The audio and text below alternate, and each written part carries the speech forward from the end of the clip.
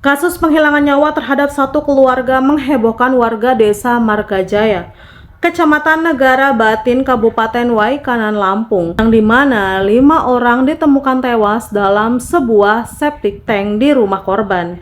Yuk kita bahas. Kejadian ini terjadi pada Oktober 2021 silam di rumah Zainuddin. Di rumah saat itu selain Erwin ada Zainuddin, yakni ayah, lalu Siti Romlah ibu tirinya, Wawan merupakan adik kandungnya Erwin, dan juga Zahra yaitu anaknya Wawan. Ini sedang tidur. Kala itu Erwin dan juga Wawan ini sedang cekcok.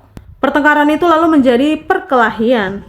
Erwin memukul kepala Wawan dengan kapak di bagian tumpulnya sebanyak 2 kali. Ketika itu Zainuddin dan juga Siti Romlah terbangun lalu menuju sumber keributan di ruang tengah. Sang ayah yakni Zainuddin juga ikut dipukul dengan kapak sebanyak 2 kali.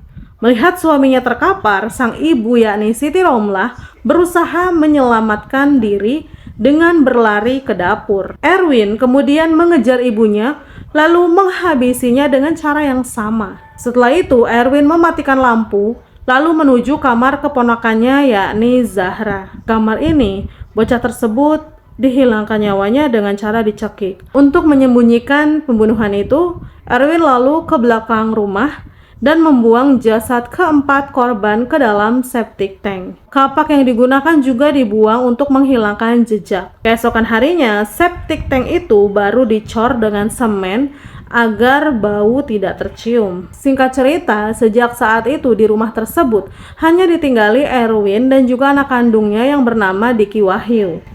Pada bulan Oktober tahun 2021, Kepala Kampung Margajaya merasa heran karena warganya yaitu Bapak Zainuddin ini tidak pernah datang ke masjid untuk sholat. Lalu Kepala Kampung bertanya kepada jamaah masjid yang lain, namun saat itu warga juga tidak mengetahui. Warga kemudian berinisiatif untuk mendatangi rumah Zainuddin, dan di sana warga bertemu dengan Erwin. Erwin mengatakan kalau bapak dan ibunya pergi merantau ke gunung. Selang 1 bulan kemudian, kepala kampung dan masyarakat ini curiga dengan Erwin karena Erwin ini sudah mulai menjual tanah milik bapaknya di kampung Margajaya. Ketika ditanya, Erwin mengaku disuruh oleh bapaknya menjual tanah untuk bayar hutang. Selang 2 bulan kemudian, sikap Erwin semakin aneh karena berani menjual lagi tanah yang lain milik bapaknya. Pada akhir tahun 2021, saudara tiri Erwin, yakni Juanda, pulang dari perantauan. Saat tiba di rumah, ia pun menanyakan keberadaan orang tuanya. Erwin ini menjawab kalau kedua orang tuanya ini pergi ke gunung, dan akhirnya Juanda dan Erwin itu pergi juga ke gunung untuk memastikan keberadaan ibu dan bapaknya. Namun sayangnya Juanda ini tidak menemukan keberadaan orang tuanya tersebut. Hingga akhirnya keduanya pun pulang. Dan sejak saat itu Erwin dan juga Juanda bertengkar terus dan sempat didamaikan oleh sekretaris desa kampung Margajaya. Dan puncaknya pada bulan Februari terjadi keributan antara Erwin dan juga Juanda di pasar kampung Margajaya yang disaksikan oleh masyarakat. Erwin yang mulai kesal ini mengajak anaknya untuk membantu menghabisi nyawa pamannya sendiri yakni Juanda. Sekitar April 2022 pada pukul 2 dini hari, Juanda yang kala itu sedang tidur seorang diri di rumah Zainuddin. Kemudian Erwin memukul leher Juanda dengan besi panjang sebanyak 2 kali. Dan usai dipukul, Juanda kemudian diikat. Dan dalam kondisi ini Juanda masih dalam keadaan bernafas. Awalnya Juanda juga hendak dimasukkan ke dalam septic tank, sayangnya cor-coran semen itu nggak bisa dibongkar. Dan keesokan harinya barulah jasad Juanda ini dibawa ke kebun singkong, lalu dikubur di sana bersama anaknya. Dan untuk menyamarkan penguburan itu, tersangka Erwin menanam pohon singkong di atas lokasi korban dikubur. Dan sejak saat itulah Juanda sudah dikabarkan menghilang. Pada 1 Juli 2022 saat itu ada warga datang ke Polsek Negara Batin guna melaporkan orang hilang dengan identitas korban atas nama Juanda yang berusia 26 tahun.